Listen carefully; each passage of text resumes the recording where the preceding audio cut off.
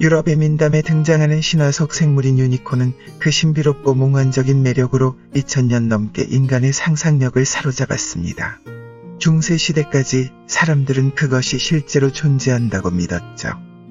지금은 종종 귀여운 캐릭터로 묘사되기도 하지만 그것은 시대별로 다양한 모습으로 그려져 왔습니다. 유니콘 신화의 뿌리는 기원전 400년 전으로 거슬러 올라갑니다. 그리스의 의사이자 역사가였던 크테시아스는 자신의 저서 인디카에서 다른 어떤 것과도 비교할 수 없는 이 매혹적인 생물을 처음으로 묘사합니다. 인도에는 말처럼 크거나 더 큰 당나귀가 있다. 그것의 몸은 흰색이고 머리털은 짙은 빨간색이며 눈은 짙은 파란색이다. 그것의 이마 중앙에는 46cm 정도의 뿔이 달려있는데 이 뿔의 밑부분은 순백색, 윗부분은 진홍색, 가운데 부분은 검은색이다. 사람들은 이 뿔로 술잔을 만들어 술을 마시는 사람은 경련이나 중병에 걸리지 않고 독에도 면역이 생긴다고 말한다.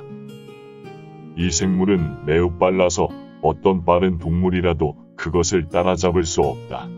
그것은 너무 강력해 사냥꾼들을 뿔로 찌르고 발로 차고 물기 때문에 산채로 잡을 수 있는 방법이 없다. 화살과 창으로 죽여서만이 이것을 잡을 수 있는데 그것의 고기는 써서 먹지는 못하고 뿔을 얻기 위해서 사냥하는 것이다.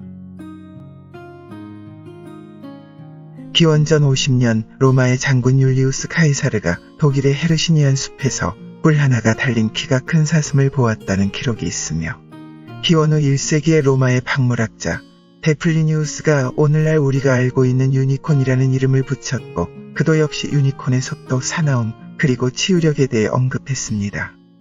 그 후 수세기 동안 유니콘은 기독교 교회 내에서 순결과 은혜의 상징으로 종교적 의미를 가지게 되었고 힘과 포악함의 표시로 성경에 종종 등장하게 됩니다. 서기 190년경 기독교의 교부 터툴리아는 유니콘이 그리스도의 상징이라 믿었고 그것의 뿔은 십자가를 의미한다고 했습니다. 중세시대에 이르러서는 유니콘은 기사도 정신, 순결, 순수함과 같은 도덕적 미덕과 연관이 깊어집니다.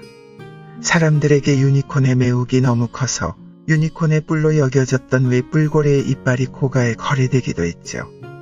유니콘은 모든 동물의 사파와 설명이 쓰인 그리스의 동물도감에도 등장하기 시작했으며 특히 12세기와 13세기의 동물도감에서 가장 흔히 발견됩니다.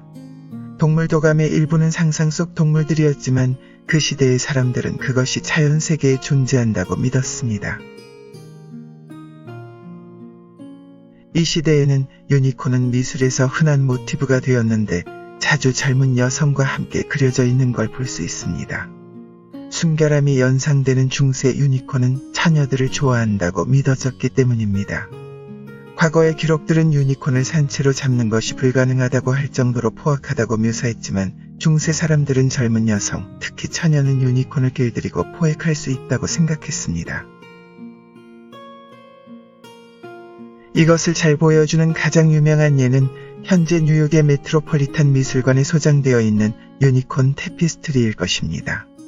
이 테피스트리에서 우리는 유니콘이 젊은 처녀 앞에서는 유순하고 숲속에 숨어서 동료 사냥꾼들에게 신호할 준비를 하며 뿔을 들고 있는 사냥꾼을 의식하지 않는다는 것을 볼 수 있습니다.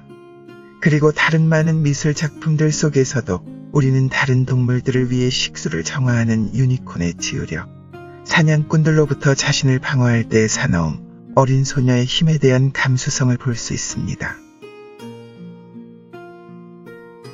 중세시대에서 유니콘은 또한 매우 흔한 위험이었던 독을 치료할 수 있는 능력이 있다고 여겨져 유럽에서 가족 문장으로 인기 있는 선택이 되었습니다. 이 테피스트리에서는 라피스테 가문의 문장에 새겨진 유니콘을 볼 수 있습니다. 신화 속의 유니콘을 그토록 매혹적으로 만드는 것은 단순히 하나의 뿔을 가지고 있는 것이 아니라 이 찾기 어렵고 무시무시한 마법적인 생물과 관련된 특성일 것입니다. 유니콘은 수세기 동안 우리의 관심을 사로잡았지만 우리는 미술 작품과 이야기를 통해서만 유니콘을 포착할 수 있습니다. 현대 사람들은 더 이상 유니콘의 존재를 믿지 않을 수도 있지만 유니콘의 신화는 여전히 남아 살아가고 있습니다.